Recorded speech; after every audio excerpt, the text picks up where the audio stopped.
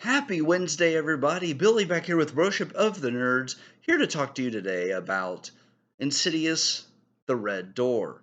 I went with a friend of mine, and we decided to form our own opinion because there were some kind of negative reviews, some mixed, some negative, But I like to decide my own opinions on movies because a lot of times if I can find something I enjoy about the film, I won't say it's a bad film.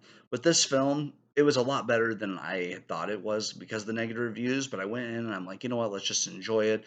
And I lost a bet. So my friend and I made a bet about how many times people would get scared and jump during this whole experience. I said six, they said eight. They screamed and jumped twice just during the previews. They showed a preview for The Nun 2, which somebody jumped at. And I even turned around and said, "Are you okay?" Because they seemed pretty freaked out. And then they had a trailer for Five Nights at Freddy's, and then the new Dracula movie that takes place on a ship. So all that and more was shown during the trailers. So after about 20 minutes, the film started. We see that Josh's mom has passed away. Now, this is the fifth Insidious film, but it's the third one that really follows the Lambert family. So we learn that Patrick and his wife have gotten divorced. His mom's dead. And there are just like years of his life that are just gone. We find out his memory was erased, but him and Dalton, his son, both feel like there's fuzziness in their head. What happens is Dalton is going to go to college to do art, okay? And there are spoilers, by the way, if you haven't already noticed. So Dalton is going to go off to college, and his Josh's wife, ex-wife, is saying, "Why don't you offer to drive him?" So he says, "Okay." So he takes Dalton to college.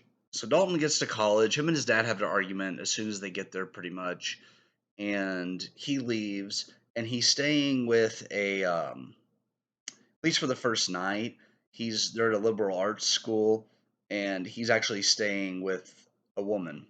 So he's sharing a room with the woman, which was really interesting. And what happens is he starts going into the further, which is kind of like they'd call it the upside down in Stranger Things, but in this case, instead of it being like another dimension with creatures, it's the dimension of the dead. So when he sleeps, he's able to traverse the further. And he sees his own body, but he doesn't leave the first time he gets back in. And when he gets back in, he goes to this party with his roommate, and those two go together. And it's really interesting because when they go to this party, he had heard the story about the boy that died, and he sees this boy vomiting in the bathroom, but it's actually someone from the other dimension within his. So he's getting glimpses of the dead again.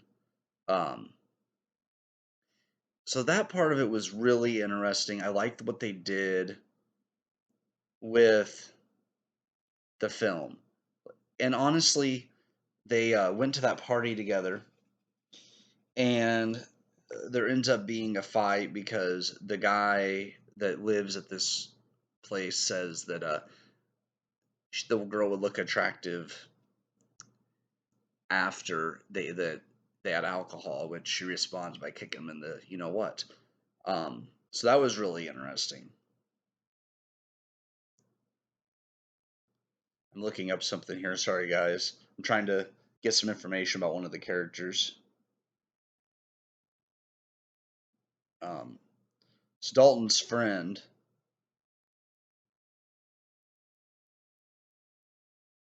is really cool. I liked her character a lot. Chris.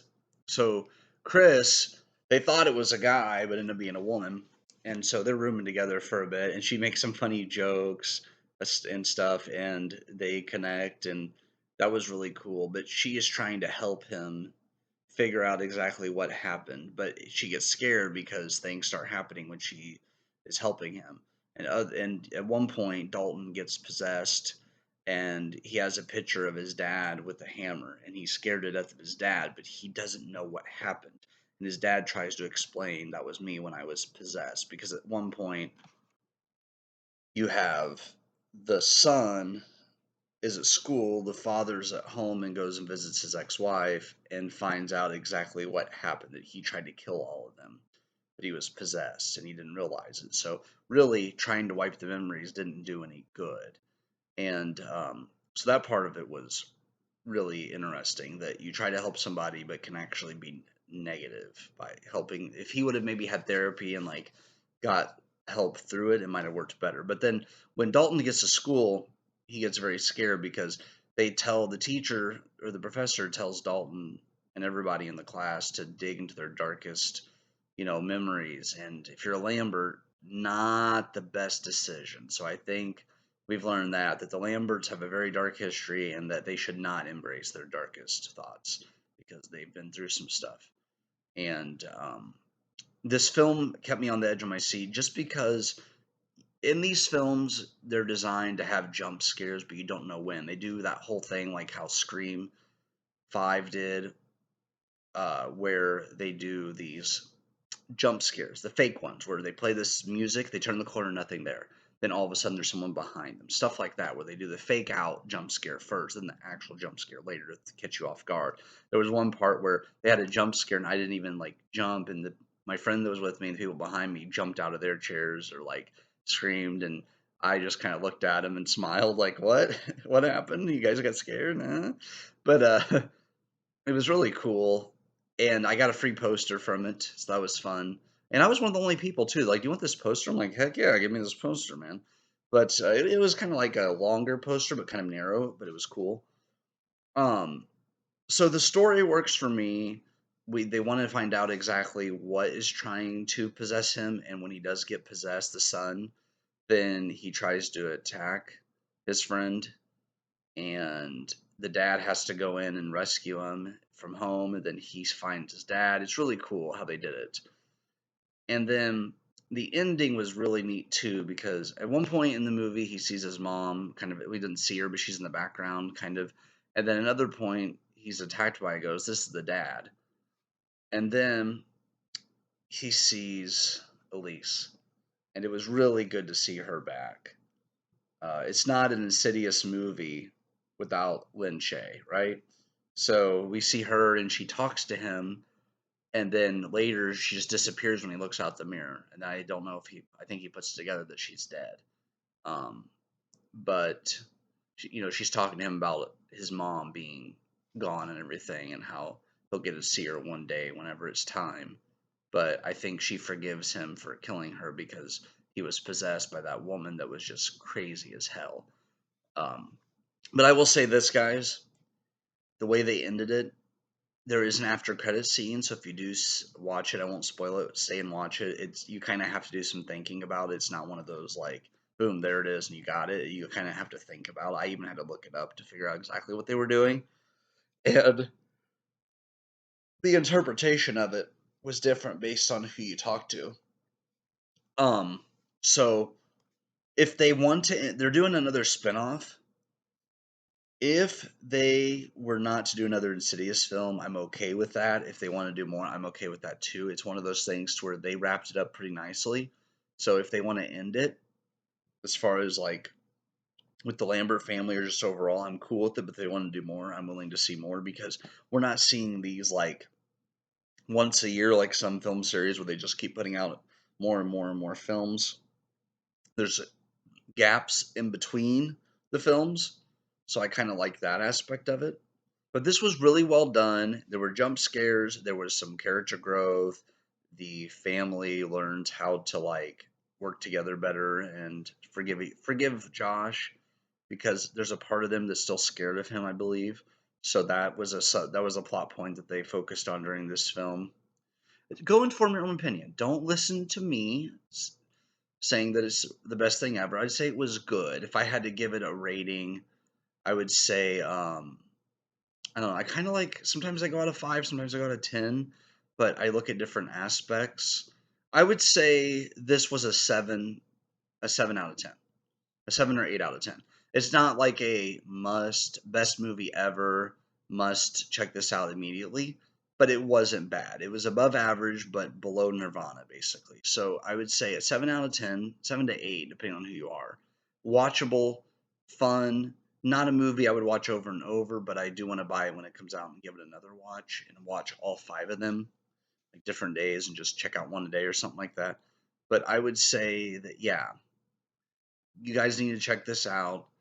It's definitely worth watching. If you've seen the first 4 Insidious films, you're going to enjoy this because it wraps up the story. But if you haven't seen the other ones, I would say go back and just watch them in order of release, even though that they're not ordered time wise like that. Just go watch them, form your own opinion. But that's all I have today. I hope you guys are doing well. And here in the new future, Jackrabbit and I are going to go through my movie collection. Now, that will be probably on here because our cameras, for some reason, are like to die unless we keep them plugged in. But yeah, it's probably going to be on here. And what I'll probably do is just kind of hold up the film and talk about it. Now, I'm going to be different than most people because most people every year do a new one. I'm going to do a video maybe once a year, but instead of doing all of them every year and showing more the same ones over and over, what I'm going to do is show all of the current ones currently as of date to when I'm doing that video. So the day of the video, I will show everything I have at that point. And then the next year's video will only be featuring the videos I have gotten within the last year. That way it doesn't take forever because I'm not going to spend 10 hours in front of a camera talking about films. And I don't have enough to do that much content. I'm probably under 500, but above 400, like probably like 450, 460 if I were to guess. But I will be doing that here soon. I won't do VHSs, although I know I have some old Goosebumps and stuff like that. I will only be doing DVDs, Blu-rays, and 4Ks, which I just got an Xbox Series X, so I can now happily say that I can watch 4K films, and that will be included in there. But yeah, I will be doing a video once a year on that. You guys take care. More content coming your way, and I hope you have a wonderful Wednesday.